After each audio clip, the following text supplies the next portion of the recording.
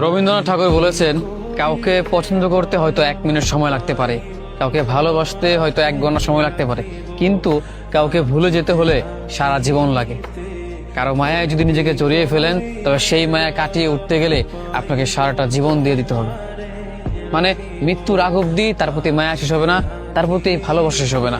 হয়তো মুহূর্তের মাঝেই কাউকে পছন্দ করতেই পারেন, হয়তো ঘন্টাখানেক তাকে দেখে শুনে ভালোবাসতেই পারেন, কিন্তু সেই ভালোবাসা ভুলে যেতে আপনাকে সারাটা জীবন পার করতে হবে। কারণ যদি মন থেকে কাউকে ভালোবেসে ফেলেন, তাহলে এই জীবনে অন্তত তাকে আর ভুলতে পারবেন না।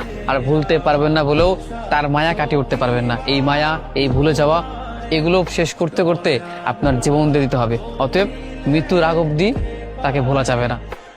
অতএব এইটাই বোঝা গেল যে কাউকে ভালোবাসা যায় ক্ষণিকের জন্য, বা কাউকে ক্ষণিকের মধ্যেই পছন্দ করে ফেলা যায়, কিন্তু ভুলতে গেলে আপনাকে সারাটা জীবন পার করতে হবে।